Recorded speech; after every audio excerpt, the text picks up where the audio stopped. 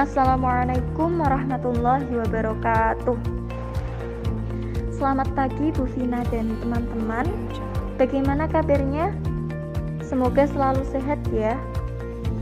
Baik, di sini saya selaku moderator dari kelompok 6 yang nantinya akan mengatur jalannya diskusi pada pagi hari ini. Sebelum diskusi kita mulai, alangkah baiknya kita awali dengan bacaan suratul Fatihah. Semoga berjalan dengan lancar. Biridhoillah wa bisyafaati Rasulillah. Al-Fatihah.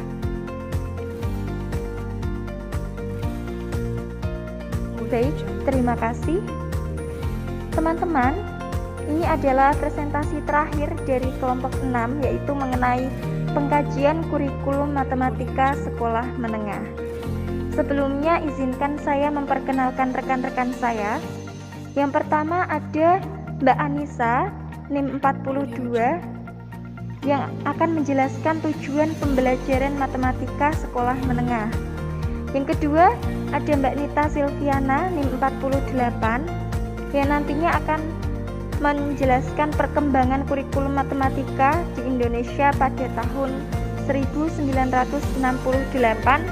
dan 1975. Selanjutnya ada Mbak Hidayatus Syafa'ah, NIM 49, yang akan menjelaskan kurikulum pada tahun 1984 dan 1994. Kemudian ada Mbak Salis Iza Zakia, NIM 52, yang akan menjelaskan kurikulum berbasis kompetensi atau KBK. Dan ada Mbak Sela Jazilatul Izzah, NIM 55, yang akan menjelaskan kurikulum tingkat satuan pendidikan atau KTSP beserta manfaat dari pengembangan kurikulum. Dan yang terakhir ada Siti Maftuhatul Izzah, NIM 72, yang akan menjelaskan kurikulum 2013. Teman-teman, karena ini diskusi yang terakhir, jadi Zoom kali ini sedikit berbeda ya. Jadi nanti di sela-sela Zoom saya akan memberikan 3 pertanyaan yang akan dijawab oleh salah satu anggota dari kelompok yang terpilih. Kemudian pertanyaan tersebut dijawab lalu dikirim melalui WhatsApp group. Nah, untuk materinya, PPT-nya memang sengaja kami belum share agar kalian nanti bisa mencatat terlebih dahulu. Seperti itu ya. Untuk mempersingkat waktu, kepada pemateri yang pertama, Mbak Anissa, saya persilahkan. Baik, terima kasih.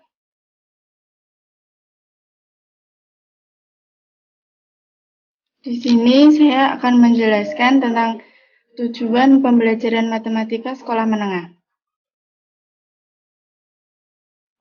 Slide selanjutnya, Mbak.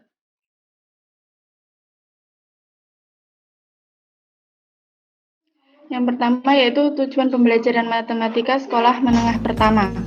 Pembelajaran matematika sekolah menengah pertama menjadikan bekal siswa untuk mengasah kemampuan yang berkaitan dengan matematika sebagai upaya dalam meniti pendidikan ke jenjang yang lebih tinggi.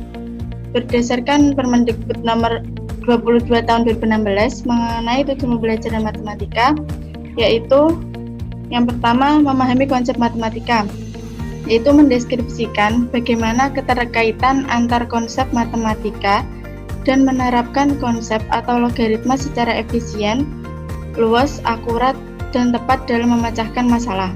Yang kedua, menalar pola sifat dari matematika, yaitu mengembangkan atau memanipulasi matematika dalam menyusun argumen, merumuskan bukti, atau mendeskripsikan argumen dan pernyataan matematika.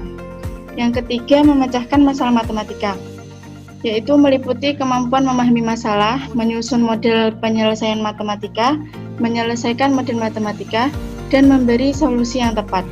Yang keempat, mengkomunikasikan argumen atau gagasan dengan diagram, tabel, simbol, atau media lainnya agar dapat memperjelas permasalahan atau keadaan. Slide selanjutnya, Mbak. Yang kedua yaitu Tujuan pembelajaran matematika sekolah menengah atas. Pembelajaran matematika sekolah menengah atas berorientasi pada tercapainya tujuan pembelajaran matematika yang telah ditetapkan dalam kurikulum 2013. Tujuan yang dimaksud bukan penguasaan materi saja, tetapi proses untuk mengubah tingkah laku siswa sesuai dengan tujuan pembelajaran matematika yang akan dicapai. Berdasarkan lampiran Permendikbud nomor 59 tahun 2014, pembelajaran matematika SMA memiliki tujuan sebagai berikut. Yang pertama, dapat memahami konsep matematika, yaitu menjelaskan keterkaitan antar konsep dan menggunakan konsep maupun logaritma secara luas, akurat, efisien, dan tepat dalam pemecahan masalah. Yang kedua, menggunakan pola sebagai dugaan dalam penyelesaian masalah dan mampu membuat generalisasi berdasarkan fenomena atau data. Yang ketiga, menggunakan penalaran pada sifat, yaitu melakukan manipulasi matematika baik dalam penyederhanaan maupun menganalisa komponen yang ada dalam pemecahan masalah. Yang keempat, mengkomunikasikan gagasan penalaran serta menyusun bukti matematika menggunakan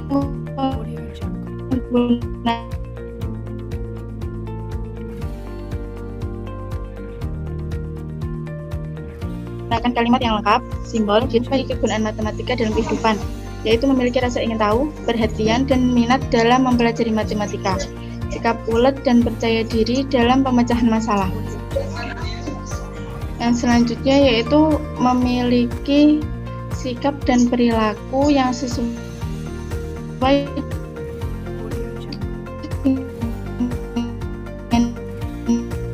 dengan nilai dalam matematika, tak sejujurnya jika terhadap orang lain, kreatif, dan tanggung jawab. Yang selanjutnya itu melakukan kegiatan motorik menggunakan pengetahuan matematika. Dan yang terakhir, menggunakan alat peraga sederhana maupun hasil teknologi untuk melakukan kegiatan-kegiatan matematik. Audio Jungle.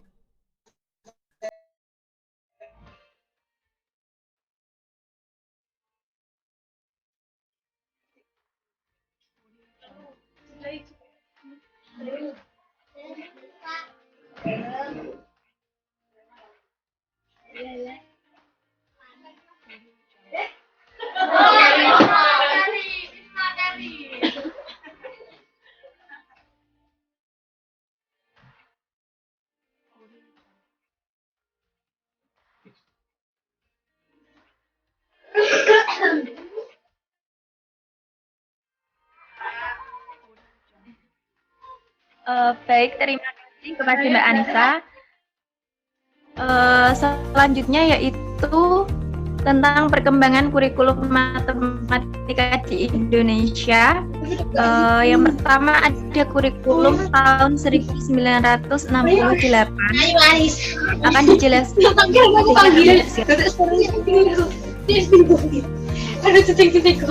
Terima kasih atas semuanya yang sudah dipersilakan.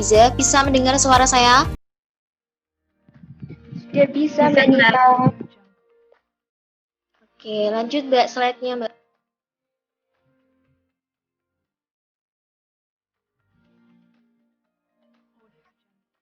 Ida.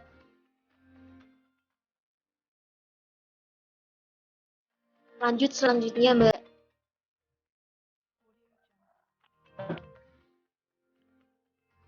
Oke, di sini saya akan bahaskan yang pertama itu tentang kurikulum pada pendidikan matematika tahun 1968 di Indonesia. Nah, perkembangan pendidikan matematika pada kurikulum tahun 1968 ini mempunyai ciri-ciri yang dikembangkan oleh Rus Effendi. Di antaranya itu yang pertama, dalam pengajaran geometri penekanannya itu lebih pada keterampilan berhitung.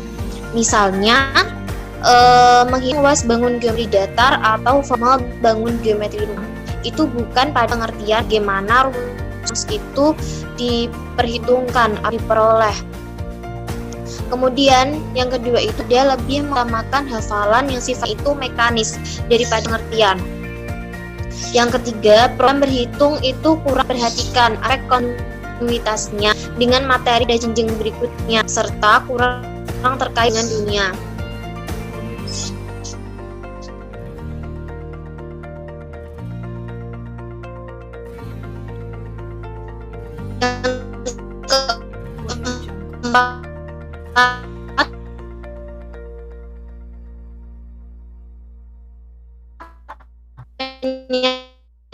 Audio Jungle.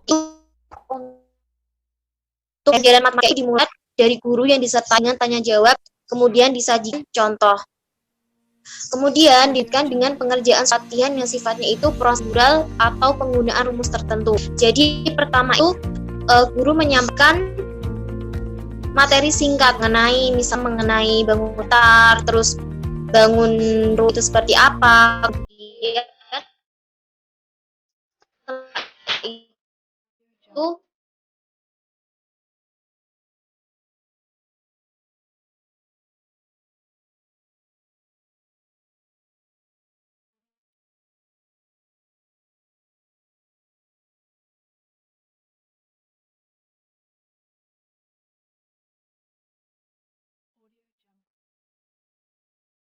itu untuk apa? Sebenarnya adalah untuk memberikan pengertian pada apa yang sudah dicontohkan guru di depan kelas.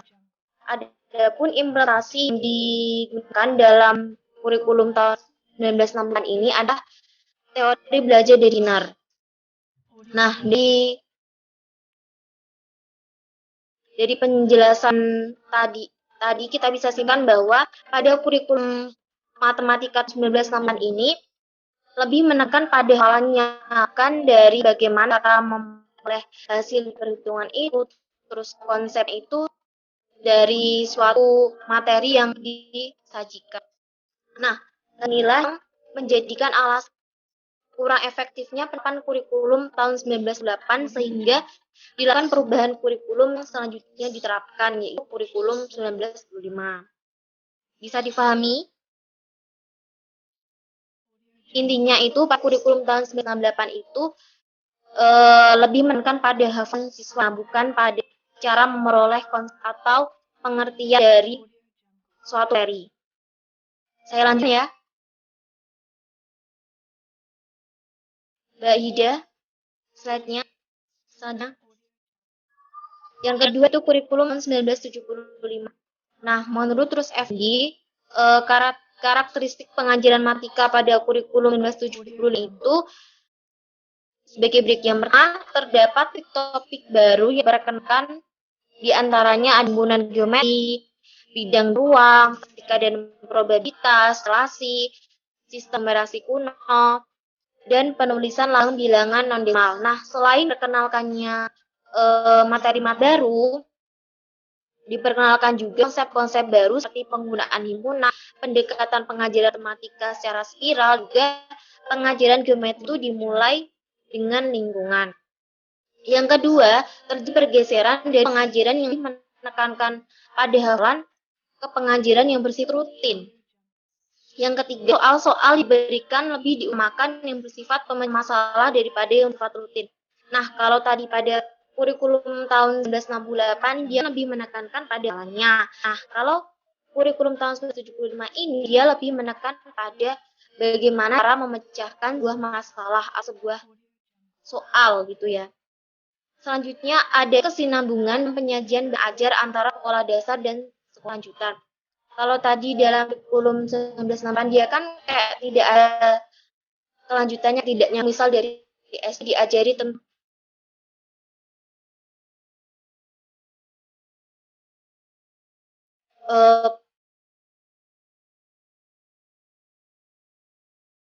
persegi tuh bentuknya kayak gini, terus luasnya tuh cara kayak panah. Kalau di kurikulum tahun 1975 ini antara pengajaran SD terus SMP, SMA dia itu kayak lanjutannya gitu, kayak step by step. Lanjut Mbak Ida. Audio Jungle.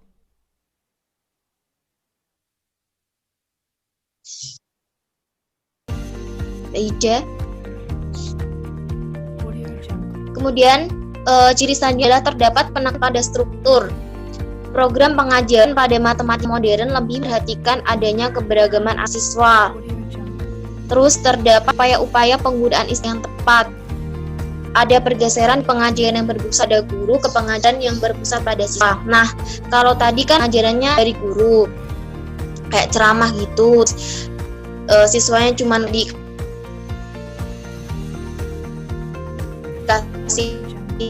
tanya jawab, sebenarnya berlaku aktif. Kemudian sebagai akhir dari pengajaran berpusat pada siswa itu, maka metode pengajaran yang digunakan itu menggunakan penemuan pemecahan masalah dengan teknik diskusi. Kemudian yang terakhir adalah tepat upaya agar ajaran matematika itu dilakukan dengan cara menarik, misalnya melalui mainan, strategi, atau kegiatan lapangan. Nah, dari karakteristik pengajaran matematika yang dijalankan oleh Ruth Andy itu tampak ada kemajuan di arahnya, yaitu ada sistem belajar yang tadi berpusat pada guru. Pada tahun 1905 ini dia berpusat pada siswanya melalui program diskusi ataupun kayak pemecahan masalah kan. Kemudian ini pengenalan dengan materi yang selama ini belum dimasukkan ke dalam kurikulum.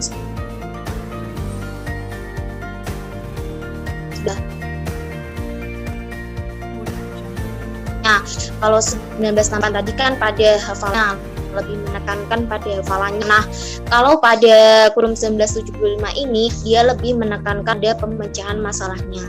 Seperti itu. Mungkin selanjutnya akan disampaikan ke materi selanjutnya. Saya kembali ke moderator. Terima kasih. Baik, terima kasih. Nah, di layar udah ada sesuatu ya teman-teman, yaitu ada kuis yang pertama. Nah, siap-siap ya, yang ini boleh di WA grup jawabannya. Pertanyaannya yaitu sebutkan ciri-ciri perkembangan pendidikan matematika pada kurikulum tahun 1968. Nah, ini kurikulum yang pertama ya. Tadi ada berapa ciri-cirinya? Silahkan bisa ditulis atau diketik di WA grup, nanti di-share jawabannya.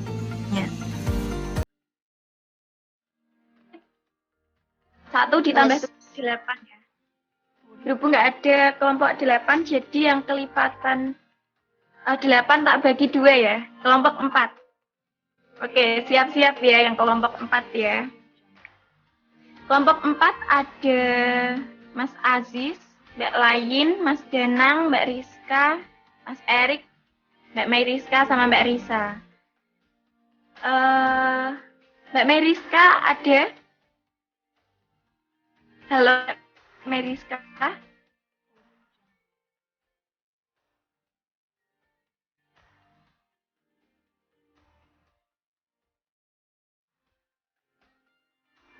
Atau terkendala sinyal? Atau bisa yang lain, bisa dari kelompok 4 yang lain orang. Mbak Risa, ada Mbak Risa? Atau Audio Jungle. Mas Aziz boleh?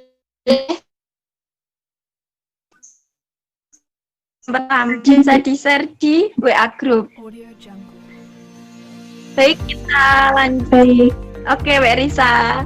Baik, kita lanjutkan ke pemateri yang selanjutnya, yaitu Hidayatus Syafa'ah. Kepadanya kami persilahkan. Ya, baik. Tadi udah dijelaskan ya kurikulum yang sebelumnya. Sekarang kurikulum tahun 1984. Sebelumnya bisa dengar ya suara saya? Soalnya sinyalnya agak susah ini. Bisa Mbak Hida. Ya, kita langsung aja ya. Ciri-cirinya dari kurikulum tahun 1984.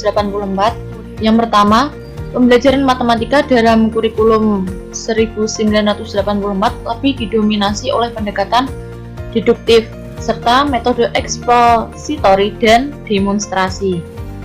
Serta pemberian tugas. Nah, metode expository adalah metode pembelajaran yang digunakan dengan memberikan keterangan terlebih dahulu, seperti definisinya terlebih dahulu, lalu prinsip dan konsep materi pembelajaran, lalu memberikan contoh-contoh latihan pemecahan masalah dalam bentuk ceramah, kayak gitu. Terus kalau yang demonstrasi itu kan, kalau dalam matematika itu dibutuhkan untuk pembelajaran demonstrasi, karena terutama materi-materi yang membutuhkan peraga pembelajaran, supaya lebih memudahkan untuk anak-anak bisa paham seperti itu ya. Dan setelah itu pemberian tugas, seperti biasanya ya, kalau udah penyampaian materi itu akan diberikan tugas sama gurunya. Lalu yang kedua, kegiatan pembelajaran lebih bersifat top down.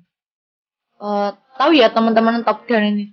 Top down itu sebagai pengajar untuk mentransfer, istilahnya itu dari guru langsung menyampaikan ke muridnya. Lalu dilakukan melalui pemberian definisi, penjelasan, konsep, pemberian contoh, dan latihan soal. Seperti yang atas tadi ya, metode expository. Kita definisi terlebih dahulu, langsung penjelasan konsep, dan pemberian contoh, lalu dikasih latihan. Lalu selanjutnya, dalam kurikulum matematika, dalam masalah matematika atau lebih dikenal dengan soal cerita atau soal aplikasi biasanya diberikan setelah konsep matematika dipahami siswa. Jadi, kita itu menjelaskan terlebih dahulu. Lalu kalau siswa sudah paham, kita baru memberikan contoh soal kayak gitu ya. Biar nanti kalau siswanya dikasih soal itu paham karena sudah kita jelaskan terlebih dahulu. Lalu yang terakhir, kurikulum matematika lebih menekankan pada cara belajar siswa aktif atau biasa disebut dengan CBSA. Jadi dalam kurikulum 1984 ini menekankan materi dari guru. Jadi guru itu menjelaskan terlebih dahulu tentang definisinya, lalu konsep pembelajarannya, lalu dikasih contoh dan latihan soal seperti itu. Bisa paham ya semua teman-teman? Kita lanjut ke slide selanjutnya ya. Nah, sekarang kurikulum 1994. Kalau di kurikulum 94 itu, struktur materi sudah disesuaikan dengan psikologi perkembangan anak. Lalu, yang kedua, materi keahlian seperti komputer semakin mendalam. Model-model pembelajaran matematika kehidupan disajikan dalam berbagai pokok bahasan. Jadi, dalam kurikulum 94 ini lebih ditekankan materi seperti komputer ya. Itu lebih didalami lagi, lebih dipelajari lagi. Lalu pembelajaran matematika yang bersifat seperti di kehidupan sehari-hari itu lebih disajikan juga dalam pembelajaran matematika. Jadi siswa itu lebih mudah mempelajari dan lebih mudah menyerap pembelajaran ketika hal itu ada di kehidupan mereka sehari-hari kayak gitu loh. Seperti kita juga kan kadang lebih mudah mencerna, lebih mudah mempelajari kalau itu tuh ada di kehidupan sehari-hari kita kayak gitu ya. Lalu kalau di kurikulum 94 itu soal cerita menjadi sajian yang menarik di setiap akhir pokok bahasan. Jadi kalau di kurikulum 94 itu soal cerita lebih menjadi daya tarik tersendiri kayak gitu loh. Kalau udah kalau sudah mempelajari tentang definisi, konsep, lalu yang terakhir tuh pasti ada soal cerita. Dan soal cerita itu biasanya kan juga berisi tentang kehidupan sehari-hari. Jadi seperti itu loh yang kedua tadi. Pembelajaran di kehidupan sehari-hari menjadi disajikan dalam berbagai pokok bahasan. Jadi soal ceritanya itu juga berisi tentang kehidupan sehari-hari. Jadi siswa itu lebih mudah untuk menerima dan mempelajari materi yang sudah disampaikan. Mungkin seperti itu. Bisa dilanjut. ke materi selanjutnya ya. Ya, baik Mbak Ida, terima kasih penjelasannya. Ya, sama-sama. Selanjutnya ada kurikulum berbasis kompetensi atau KBK. Ini nanti akan dijelaskan oleh Mbak Salis Iza Zakia. Mbak Salis, sudah ada ya? Ya, Mbak. Halo, Mbak Salis. Halo. Oke, Langsung. kepada Mbak Salis kami persilakan. Terima kasih, Mbak. Itu selanjutnya yaitu kurikulum berbasis kompetensi atau KBK. Nah, pada tahun 2004, Pusat Kurikulum mengeluarkan dokumen kurikulum yang baru atau yang disebut kurikulum berbasis kompetensi. Nah, pada kurikulum sebelumnya kan pola-pola lama bahwa guru menerangkan konsep, guru memberikan contoh, dan murid secara individual mengerjakan latihan. Murid mengerjakan soal-soal, pekerjaan rumah, hanya kegiatan rutin saja di sekolah. Nah, sementara bagaimana keragaman pikiran siswa dan kemampuan siswa dalam mengungkapkan gagasannya kurang menjadi perhatian. Nah, pada tahun 2004, pemerintah mengeluarkan kurikulum baru. Secara khusus, model pembelajaran matematika, kurikulum tersebut mempunyai tujuan antara lain yaitu melatih cara berpikir dan menalar dalam menarik kesimpulan. Nah, kemampuan menalar matematika membantu siswa dalam menyimpulkan dan membuktikan suatu pernyataan, membangun gagasan baru, sampai pada penyelesaian masalah-masalah dalam matematika. Oleh karena itu, kemampuan penalaran matematika harus selalu dibiasakan dan dikembangkan dalam setiap pembelajaran matematika. Yang kedua, mengembangkan aktivitas kreatif yang melibatkan imajinasi, intuisi, dan penemuan dengan mengembangkan divergen, original, dan rasa ingin tahu, membuat prediksi dan dugaan, serta mencoba-mencoba. Yang ketiga, mengembangkan kemampuan memecahkan masalah. Ya, implikasi dari pandangan ini terhadap pembelajaran yaitu menyediakan lingkungan belajar matematika yang merangsang timbulnya persoalan matematika, membantu siswa memecahkan persoalan matematika menggunakan caranya sendiri. Selanjutnya, membantu siswa mengetahui informasi yang diperlukan untuk memecahkan persoalan matematika, mendorong siswa untuk berpikir logis, konsisten, sistematis, dan mengembangkan sistem dokumentasi atau catatan. Yang kelima, mengembangkan kemampuan dan keterampilan untuk memecahkan persoalan. Yang keenam, membantu siswa mengetahui bagaimana dan kapan menggunakan alat peraga. Terus, mengembangkan kemampuan menyampaikan informasi atau mengkomunikasikan gagasan antara lain melalui pembicaraan lisan, catatan, grafik, diagram, atau penjelasan gagasan. Nah, sementara itu, secara umum, prinsip dasar dari kurikulum tersebut adalah bahwa setiap siswa mampu mempelajari apa saja, hanya waktu yang membedakan mereka dalam ketuntasan belajar. Siswa diperkenankan mengikuti pelajaran berikutnya sebelum menuntaskan pelajaran sebelumnya. Dengan demikian, remedial akan sering dijumpai, terutama pada siswa yang sering tidak tuntas dalam belajarnya. Nah, berdasarkan tadi, kurikulum berbasis kompetensi menggunakan pengetahuan kompetensi yang menekankan pada pemahaman, kemampuan, atau kompetensi tertentu di sekolah. Nah, setiap sekolah mempunyai kesempatan untuk mengembangkan kompetensi yang akan disampaikan kepada peserta didik. Pembelajaran pada kurikulum berbasis kompetensi tidak hanya melihat hasil belajar, tetapi proses belajar oleh siswa. Nah, itu penjelasan kurikulum berbasis kompetensi.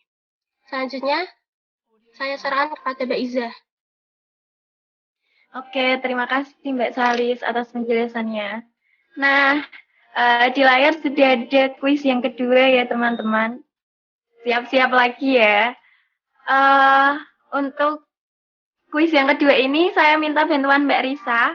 Mbak Risa, halo? Halo.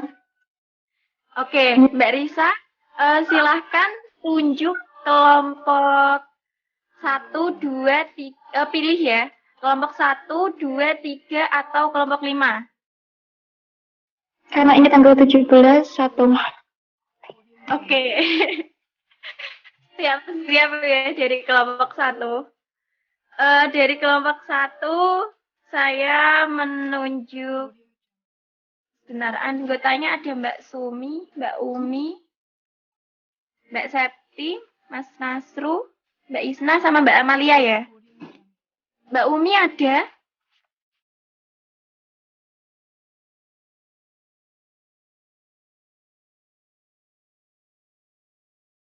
Halo? Belum ada ya? Baik, kalau belum ada, saya tunjuk Mas Nasru.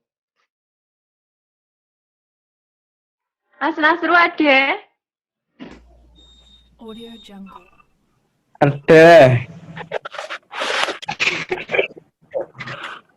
Oke, Mas Nasru, silahkan nanti menjawab Audio Jungle. kuis yang kedua ya. Jawabannya nanti di-share di WA group. Ya, Mas ya, Nasru? Audio Jungle. ya, Mbak. Oke, terima kasih. Kita lanjutkan ke pemateri selanjutnya. Nah, ada kurikulum tingkat satuan pendidikan atau KTSP. Ini akan dijelaskan oleh Mbak Sela Jazilatul Izzah. Kepadanya kami persilahkan. Terima kasih Deize. Assalamualaikum warahmatullahi wabarakatuh. Apakah sudah mendengar suara saya? Ya, sudah Mbak. Baik, terima kasih. Baiklah, di sini saya akan menjelaskan tentang kurikulum tingkat satuan pendidikan atau KTSP. Yang kurikulum ini yaitu dibuat pada tahun 2006. Nah, kurikulum KTSP ini sebenarnya yaitu merupakan kurikulum penyempurnaan dari kurikulum sebelumnya, yaitu KPK atau kurikulum berbasis kompetensi. Nah, dalam kurikulum KTSP ini, dia itu sudah melalui penyempurnaan baik pada tatanan perencanaan, pelaksanaan maupun bagian evaluasi. Nah, adapun ciri-cirinya yang dikemukakan oleh Supriyadi, kurikulum pendidikan matematika pada KTSP ini, yaitu yang pertama, dikembangkan berdasarkan kompetensi tertentu. Yang kedua, berpusat pada anak sebagai pengembang pengetahuan. Jadi anak sudah mulai ikut berpartisipasi dalam pembelajaran matematika. Yang selanjutnya terdapat penekanan pada pengembangan kemampuan pemecahan masalah, kemampuan berpikir logis, kritis, dan kreatif, serta kemampuan mengkomunikasikan matematika. Selanjutnya Mbak Ida.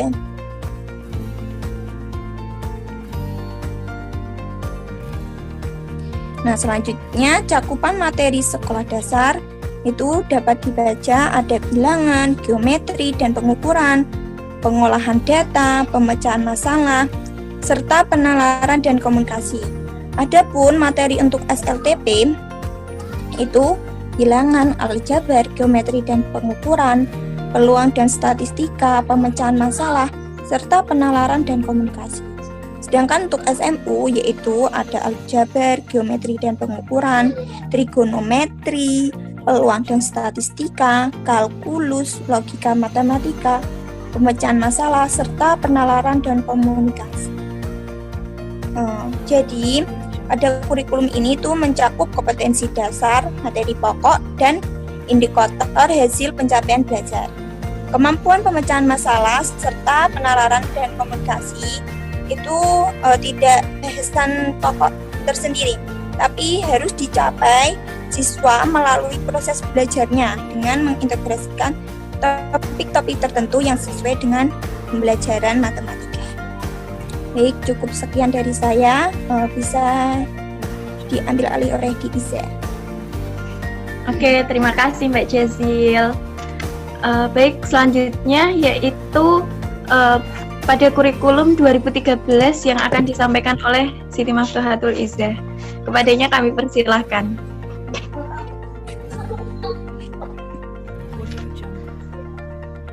Baik, sudah terdengar ya suara saya? Audio Jungle. Halo? Sudah, Mbak. Oh Sudah, iya. Dek. Sudah. Oke, terima kasih. Baik, teman-teman, dalam kehidupan sehari-hari kita sering mendengar atau bahkan melihat sendiri ada beberapa bentuk kenakalan remaja ya. Mungkin seperti adanya kecurangan ketika ujian, kemudian tawuran, bahkan ada juga peserta didik yang bersikap kasar atau tidak sopan kepada guru atau bahkan orang tuanya sendiri. Nah, melihat dari hal-hal tersebut, penerapan kurikulum KTSP 2006 itu dianggap belum berpengaruh positif terhadap perilaku peserta didik. Nah, dari hasil evaluasi terhadap penerapan kurikulum KTSP 2006 sendiri itu terlalu menitik beratkan pada aspek kognitif, di mana itu menjadi siswa merasa terbebani akan hal itu. Selain itu juga penerapan KTSP itu kurang berorientasi pada iptek dan imtak, juga kurang memperhatikan muatan karakter. Nah, maka dari itu perlu adanya suatu kurikulum yang baru, di mana kurikulum tersebut nanti bisa membuat peserta didik itu tidak merasa terlalu terbebani, terutama dalam bidang kognitif. Selain itu juga agar peserta didik tidak terbelenggu dengan tugas-tugas di kelas dan juga perlunya kegiatan yang menantang. Nah, di layar sudah terlihat sejumlah perubahan dari KTSP 2006 ke kurikulum 2013. Yang pertama yaitu penyempurnaan SKL atau Standar Kompetensi Kelulusan, di mana SKL pada 2013 ini lebih memperhatikan pengembangan kognitif, keterampilan, dan sikap, serta penghayatan juga pengamalan agama. Jadi tidak hanya kognitif saja. Kemudian yang kedua yaitu perubahan standar isi.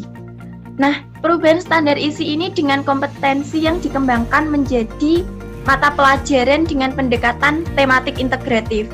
Pasti kalau kita mendengar kurikulum 2013 identik dengan tematik. Seperti itu ya. Kemudian yang ketiga yaitu perubahan standar proses. Yaitu perlunya perubahan strategi pembelajaran. Nah, jadi pada kurikulum 2013 ini kan prosesnya guru harus bisa merancang pembelajaran supaya pembelajarannya itu aktif, pesertanya aktif, kreatif, seperti itu.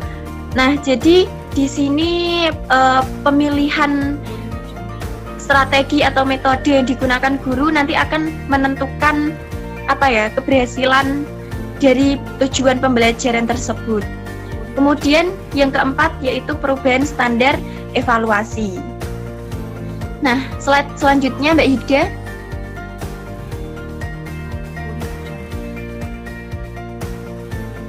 Oke, pembelajaran matematika dalam implementasi kurikulum 2013 ini terdapat 5 model pembelajaran inti. Yang pertama yaitu model pembelajaran proses saintifik.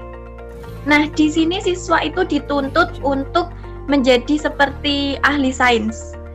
Karena model pembelajaran proses saintifik ini sebagai proses pembelajaran untuk memecahkan masalah yang membutuhkan perencanaan yang matang, pengumpulan data yang cermat, dan juga analisis yang teliti untuk menghasilkan kesimpulan.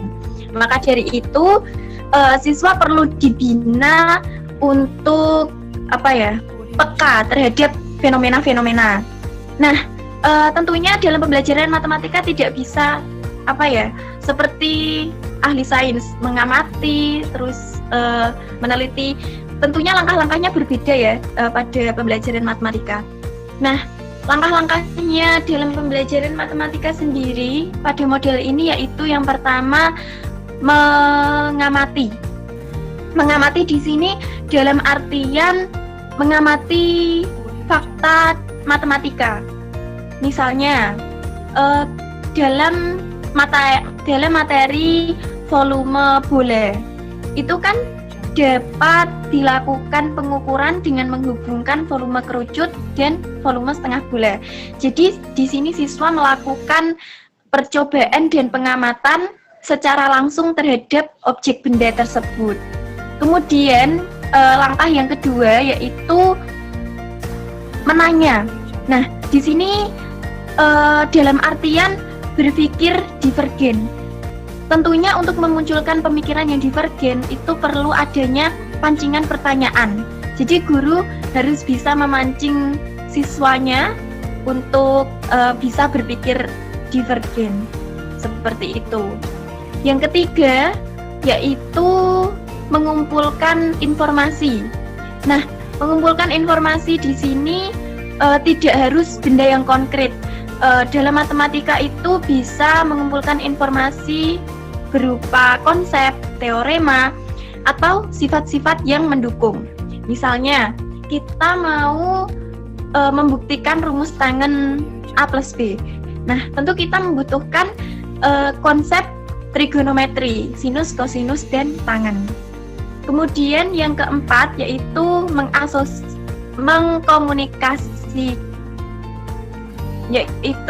mengasosiasi. Nah, di sini mengasosiasi itu berkaitan dengan memperluas konsep dan membuktikan. Kemudian yang kelima yaitu mengkomunikasikan. Mengkomunikasikan itu berkaitan dengan menyimpulkan dan mengaitkan dengan konsep yang lain. Pengaitan di sini terdapat dua pengaitan. Yang pertama itu matematika vertikal, mengaitkan konsep dalam matematika itu sendiri. Kalau yang horizontal itu mengaitkan konsep yang diperoleh dengan dunia nyata. Kemudian yang kedua ada model pembelajaran integratif berdiferensiasi. Nah, model pembelajaran ini itu menghubungkan berbagai disiplin ilmu dan dikemas berdasarkan perbedaan siswa. Jadi metode yang harus dikuasai guru itu pembelajaran berbasis masalah atau proyek. Kemudian yang ketiga itu ada model pembelajaran multiliterasi. Nah, model pembelajaran ini mengoptimalkan literasi bahasa.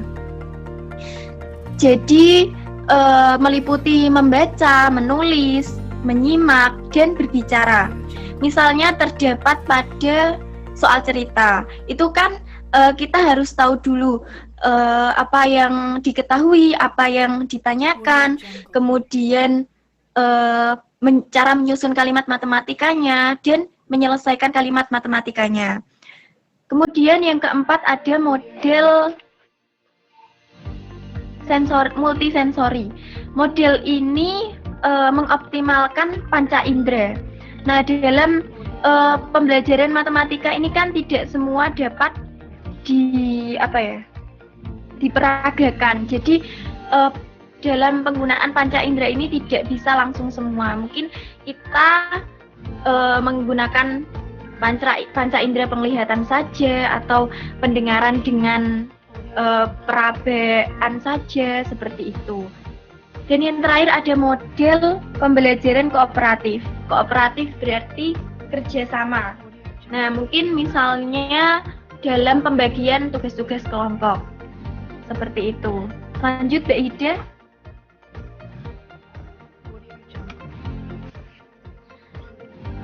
Selanjutnya yaitu penilaian otentik dalam pembelajaran matematika. Nah, bagaimana sih desain penilaian otentik dalam konteks kurikulum 2013 dan bagaimana penilaian otentik tersebut diterapkan dalam pembelajaran mata pelajaran matematika. Jadi pada kurikulum 2013 ini penilaiannya meliputi 3 aspek. Yang pertama yaitu pengetahuan atau knowledge, yang kedua kecakapan atau skill, yang ketiga yaitu sikap atau attitude. Nah, slide selanjutnya Mbak Ida.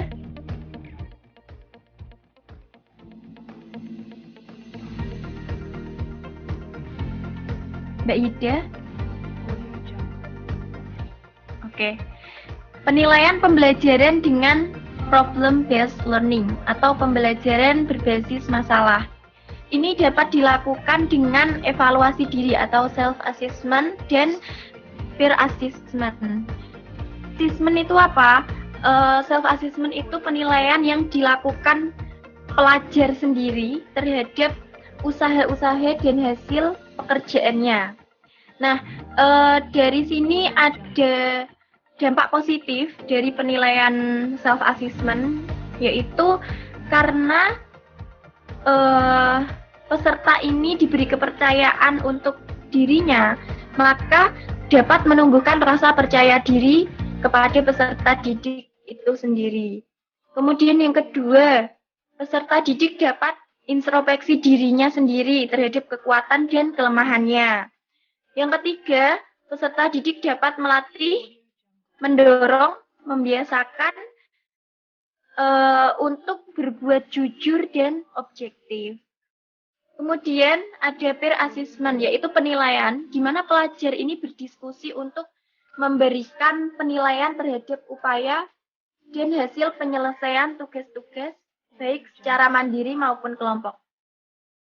Nah, penilaian yang relevan dalam PBL itu meliputi penilaian kinerja peserta didik, penilaian portofolio peserta didik, penilaian potensi belajar, dan penilaian usaha kelompok.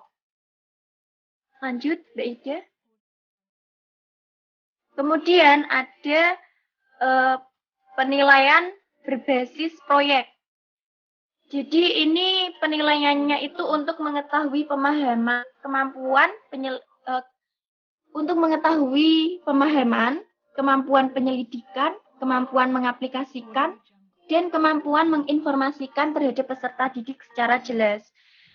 Untuk hal-hal yang perlu dipertimbangkan, yang pertama ada kemampuan pengelolaan, kemudian ada relevansi dan keaslian.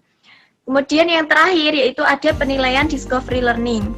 Nah, pada penilaian discovery learning ini meliputi 2 penilaian, yaitu kognitif yang bisa dilakukan secara tes tertulis, dan penilaian proses, sikap, dan hasil kerja siswa bisa melalui form penilaian sikap, penilaian kinerja, penilaian hasil kerja siswa.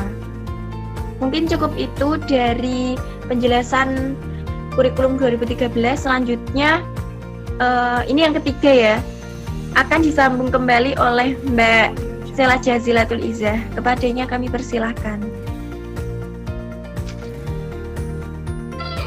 Assalamualaikum, kembali lagi dengan saya. Saya akan menjelaskan tentang manfaat perkembangan kurikulum matematika, yaitu ada 5 poin. Yang pertama, bagi peserta didik, bagi lembaga, bagi guru. Yang keempat, bagi kepala sekolah. Dan yang kelima, yaitu bagi masyarakat. Nah, untuk bagi peserta didik dapat mengembangkan potensinya, sehingga pembelajaran dapat berjalan dengan mudah dan tujuan pendidikan akan tercapai. Yang selanjutnya yaitu peserta didik dapat bergerak dengan optimal di lingkungan masyarakat. Yang selanjutnya yaitu bagi lembaga, yaitu mengandung input yang besar bagi lembaga terhadap peserta didik, karena pendapatan siswa tergantung daya minat dari masyarakat. Semakin besar daya minat dari masyarakat, maka semakin besar pula pendapatan peserta didik. Itu tergantung dari kualitas peserta didik ya dalam pembelajarannya.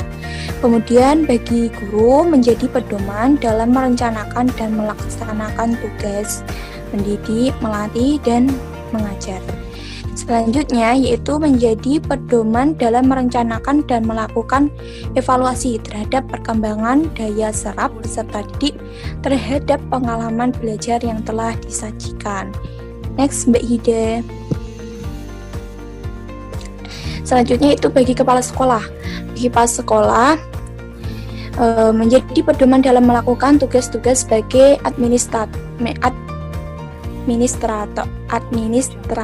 atau manajer, yaitu merencanakan, melaksanakan, mengontrol, mengevaluasi kegiatan pendidikan dan pengajaran.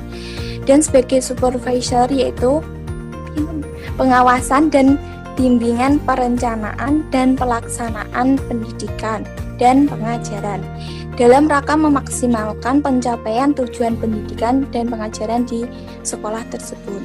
Sedangkan bagi masyarakat, kurikulum itu harus mampu mencerminkan segala kebutuhan masyarakat agar peserta didik dengan disiplin ilmu dan profesi yang didapatnya di sekolah berharap dia dapat diterima di tengah masyarakat dengan ilmunya yang sudah dia miliki dan keahliannya.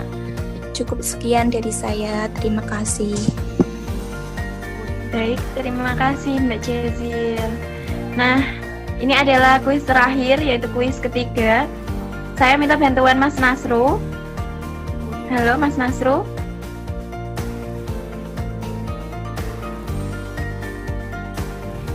Mas Nasro. Halo. Saya minta bantuan Mas Nasro memilih kelompok 2, 3, atau 5. Audio Jungle. 5. Oke, terima kasih. Ya. Kelompok 5 ada Mbak Nila, Mbak Nisa, Mbak Ismia, Mbak Anis, Mbak Naim, sama Mbak Kori ya. Di sini ada Mbak Naim. Audio Jungle. Ada Mbak. Oke, Mbak Naim silahkan menjawab kuis yang ketiga ya, yaitu berapa jumlah model pembelajaran pada kurikulum 2013. Kemudian jelaskan salah satu model yang Anda ingat. Tadi kan saya sudah menjelaskan ada berapa. Nah, yang Mbak Naim ingat saja itu nanti yang di-share di WA group. Seperti itu ya Mbak Naim. Ya Mbak. Oke, terima kasih. Baik, teman-teman, tidak terasa presentasi dari kelompok 6 sudah selesai. Jadi, hari ini kita sudah belajar banyak ya, terutama mengenai pengkajian kurikulum matematika sekolah menengah. Mulai dari tujuan pembelajaran matematika SMP dan SMA, kemudian pengembangan kurikulum matematika dari tahun ke tahun yang terus diperbaiki, dan manfaat dari pengembangan kurikulum itu sendiri. Sebelum diskusi saya akhiri, mari kita tutup dengan bacaan hamdalah bersama. Alhamdulillahirabbil alamin. Terima kasih banyak atas partisipasinya. Semoga bermanfaat. Kurang lebihnya mohon maaf. Wallahul muwaffiq ila aqwamit thoriq. Wassalamualaikum warahmatullahi wabarakatuh.